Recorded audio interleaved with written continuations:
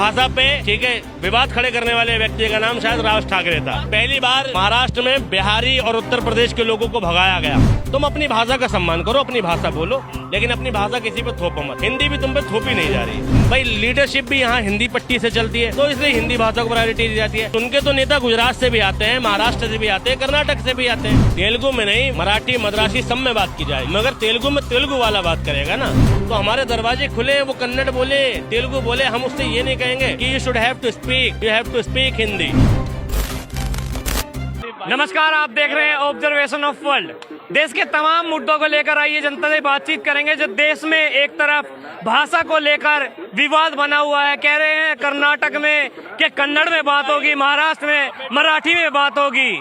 आइए जनता से जुड़ते और बातचीत करते हैं, जनता के क्या विचार है। जो महाराष्ट्र में और कन्नड़ भाषा को लेकर लगातार विवाद चल रहा है, किस तरह देख रहे हैं आप? भैया, इस देश में भाषा को लेकर विवाद चलना ही नहीं चाहिए, क्योंकि हमने अल्लामा इकबाल की एक लाइन पढ़ी है, ठीक है, कि भाई हिंदी है हम वतन है हिंदुस्तान हमारा, सीधी सी बात। अब आप कर्नाटक के हो, कन्नड़ बोलते हो, तेलुगु बोलते हो, मलयालम बोलते हो, मराठी बोलते हो, गुजराती बोलते हो, ये देखो कि आप भारतीय हो कि नहीं हो।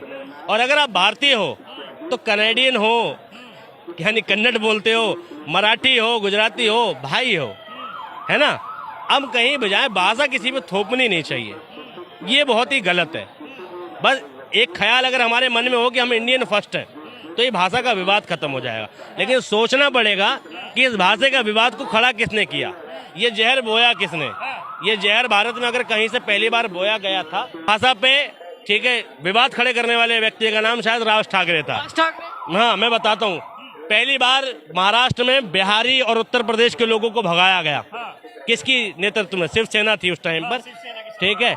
उसके बाद और राज ठाकरे ने उस पर अहम रोल निभाया था, है ना। तो ये विवाद वहां से चालू होता है। मैं कह रहा हूँ अगर एक सिंगल आदमी भी भाषा को लेके विवाद खड़ा कर रहा है, तो उस पर कार्रवाई होनी चाहिए। हिंदी भाई वहां थोपनी नहीं चाहिए, और उनकी भाषा यहाँ हिंदी भाषी लोगों पर नहीं थोपनी चाहिए। मैं देखता हूँ वहाँ के लोग देखते हैं हिंदी मिटाते हैं, ठीक है। भाई बोर्ड पे हिंदी लिखी है, तुम पे थोपी नहीं जा रही है।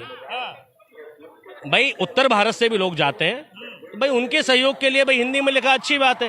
ऐसे बहुत लोग हैं जो अंग्रेजी नहीं पढ़ना जानते, तो कोई बुराई नहीं है, लेकिन उसको मिटाना और उसका विरोध करना, ये उतना कुछ।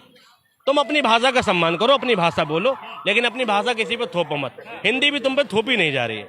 अब भाई reserve bank of India Hindi में लिखा नोट पे 15 भाषाएं हमारी। 15 भाषाएं क्या इंडिकेट कर रही है? वो 15 भाषा इंडिकेट कर रही है कि ओवरऑल सबको लेके चला जा रहा है। लेकिन मेजर पॉपुलेशन यहाँ के ज्यादा, जो हिंदी भाषी लोग ज्यादा हैं हमारे यहाँ, तो हिंदी को ज्यादा प्रायोरिटी मिल जाती है। भाई लीडरशिप भी यहाँ हिंदी पट्टी से चलती है, तो इसलिए हिंदी भाषा को प्रायोरिटी दी जाती है।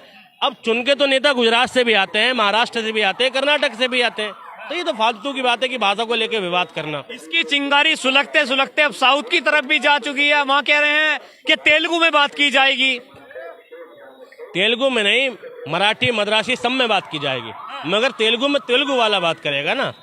इसका ये मतलब है कि अगर तुम्हारे यहाँ कोई फॉरेनर आ गया तो तुम उसको सम्मान नहीं दोगे। भाई हमारे देश में एक बहुत अच्छा भाव है, अतिथि देवो भव। और जब तुम कहते हो ना कि भाषा का सम्मान होना चाहिए, कि तेलुगु ही बोलनी है, सम्मान के चक्कर में जो तुम थोपने की बात करते हो, तो तुम अतिथि देवो भव को कह देते हो अतिथि देखो और भगा, ठीक है। अतिथि को देखकर भगा दो, ये कौन सा रिवाज है?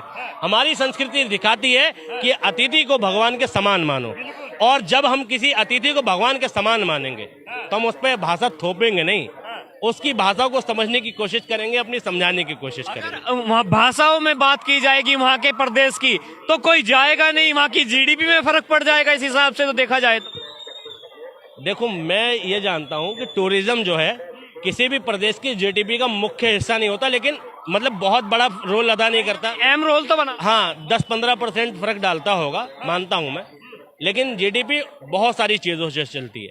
लेकिन गलत तो गलत है ना, रोल निभाए ना निभाए। भाई हम एक दूसरे का सम्मान करते हैं। साउथ को कोई व्यक्ति यहाँ आता है तो हमारे दरवाजे खुले हैं। वो कन्नड़ बोले, तेलुगु बोले, हम उससे ये नहीं कहेंगे कि you should have to speak Hindi, ठीक है। तो हिंदी बोलेगा तब मिलेगी नहीं ना, वो इशारों में भी बोलेगा तो यहाँ कुछ ना कुछ मिल जाएगा उसको। तो भाई हम तो सम्मान करना चाहते हैं। अगर महाराष्ट्र की बात की जाए, महाराष्ट्र में फिल्म इंडस्ट्री है, क्या नाम है, एशिया की सबसे बड़ी इंडस्ट्री है।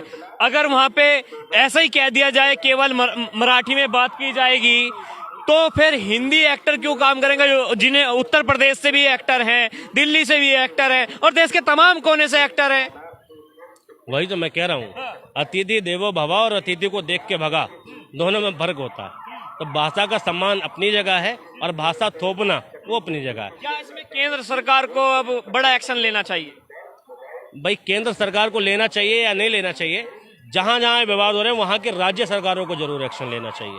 वहां के राज्य सरकार को अपनी जनता में एक अवेयरनेस प्रोग्राम चलाना चाहिए और साथ में जनता को समझाने की कोशिश करनी चाहिए और एडवाइजरी जारी करनी चाहिए कि ऐसा कहीं भी होगा तो उसे क्राइम माना जाएगा।